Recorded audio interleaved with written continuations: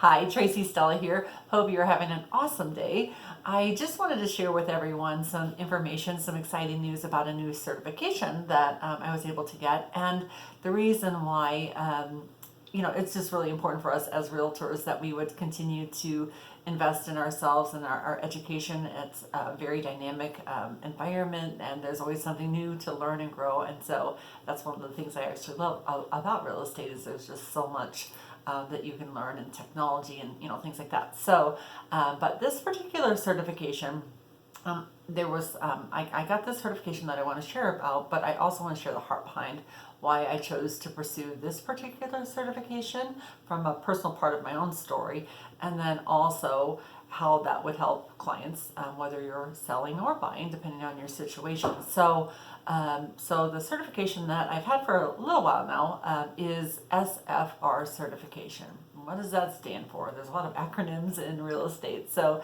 SFR certification stands for Short Sale Foreclosure Resource. And in real estate, you don't have to have the certification SFR in order to be able to help clients buy or sell short sales or foreclosures. But it's a really, there's just a lot of nuances, and there's a lot of things that we need to make sure to do our due diligence on that are above and beyond, and working with every single bank is a little different, and there's just a lot of intricacies involved with dealing with short sales or foreclosures. And so I just really wanted to make sure that if I were going to engage in helping a client in that kind of a dynamic, whether buying a short sale or a foreclosure, or also, somebody that would be selling a short sale. Talk about foreclosures a little bit later, but wanting to make sure that I always serve people with the best level of excellence, I think is probably a good way to say it, and not wanting to engage in something that until I felt very, very confident that I would be able to do an excellent job for someone. And especially with the SFR, with the short sale foreclosure resource scenario, from my personal story, the heart behind why I decided to go ahead and pursue this particular certification. Well, number one, we're already seeing some more short sales that are coming on board as people's jobs have been furloughed, and the longer that stretches out, then we do anticipate there will probably be some folks that are needing to make a change out of their current home, just because of loss of employment or things like that. And so, wanting to be prepared to be able to help people is really the goal behind why Sam and I even entered into the real estate arena in the first place. We can do a lot of things that would help us to earn our livelihood, but this is a really great space to be able to really help people and serve people. So anticipating that we will probably see some more short sales in the future. We just really I want to stay ahead of the curve in that, and hopefully we don't see that, but if we do, I want to be prepared to be able to help people, and again, serve them with excellence. And so from my own personal story, probably it was the hardest time of my life, actually. I can't remember a harder time, and I was a single mom, so there's a lot of challenges with that, but a number of years ago now, gosh, I don't even know how many, well over a decade, maybe even approaching, 15 years or so ago, I went through a really hard time in my life. I had lost my job, and that's one of the important things with a short sale. There has to be some sort of documented, demonstrable hardship in order to be able to engage in a short sale. I should probably step back and define what a short sale is, but I think I'll do that after my story, so just hang tight with me a little bit.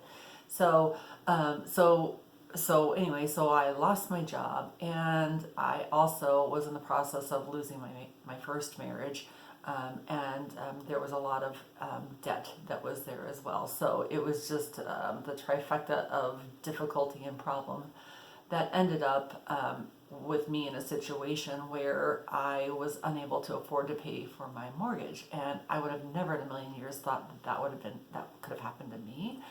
Not from a place of pride per se, but just like I made six figures. I had the things and all of that, but then life happened, And it was truly the scariest time of my life.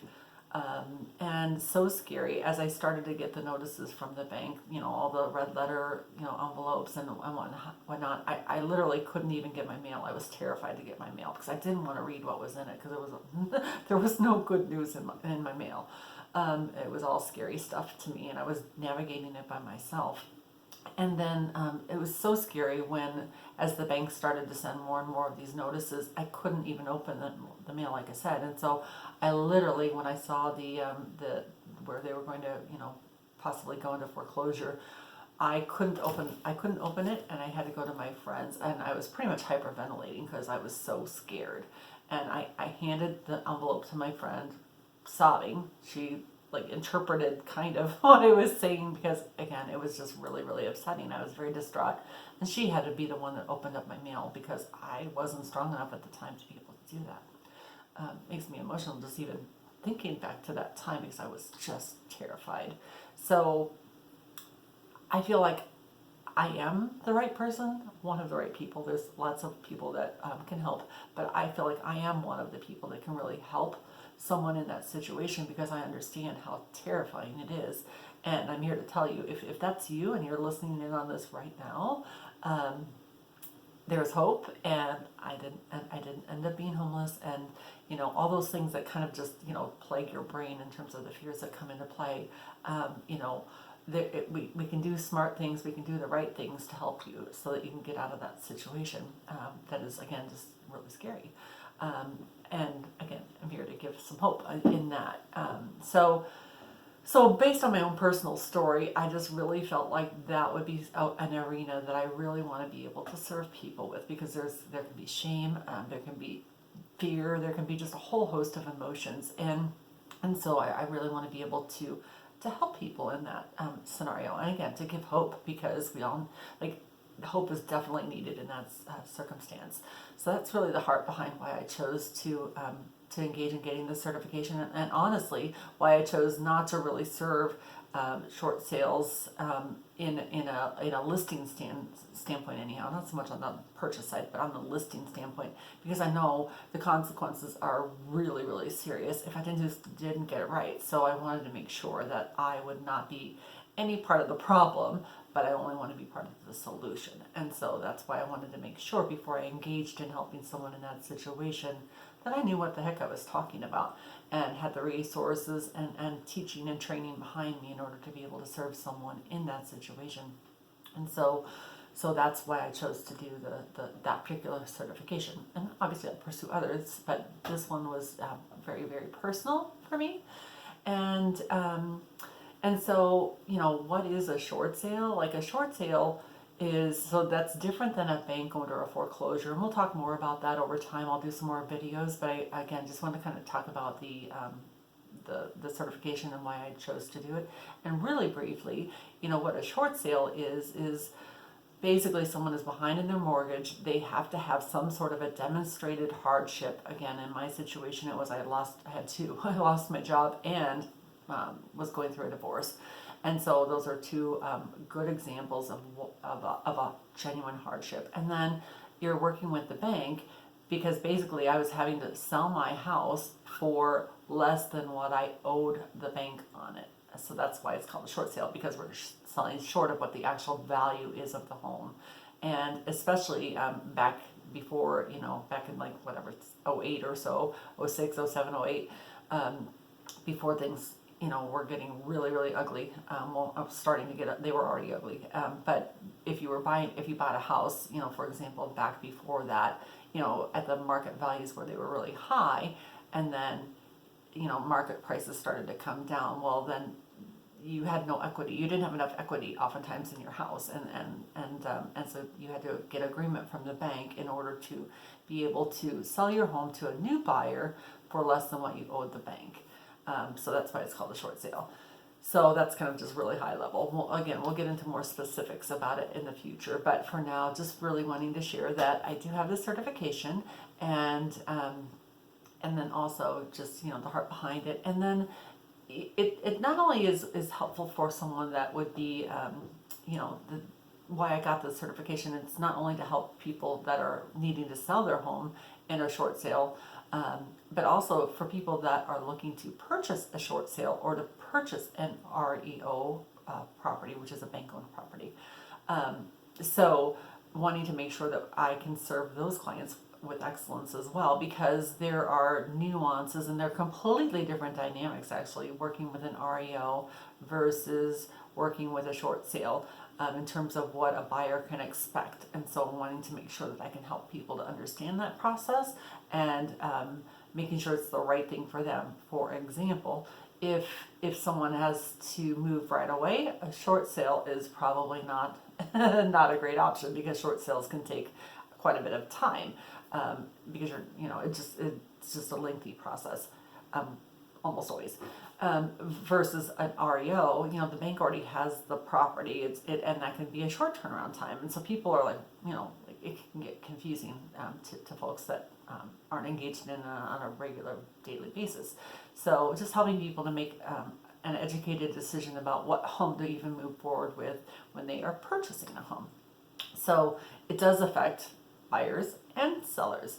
And again, sellers, if they are in a situation where they are unable to pay for their mortgage or are finding it very difficult and have had some hardships that have come in their life, medical things, things like that. So if that is you, I would recommend, like I waited longer than I should have, and that would be a recommendation that I would give to anyone, whether it's you or someone that you think that might be in this situation, is to not have them wait too long, because the longer that we wait, the more hoops and hurdles that need to be jumped over and like navigated through. So the quicker we can get ahead of it, the better off that each person will be, that the seller would be. So, and then get you into something else that would be maybe stepping down in terms of the value of a home or things like that. So anyway, so just wanting to let people know, like, let's just get ahead of it a little bit and no,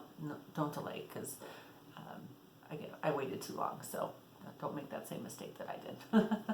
All right, and so anyway, I just wanted to say thank you for listening, and again, stay tuned. We'll share more information about the short sale and REO process and just little tidbits here and there. But for now, just wanting to share the certification information and the heart behind it. Thanks, guys. Take care.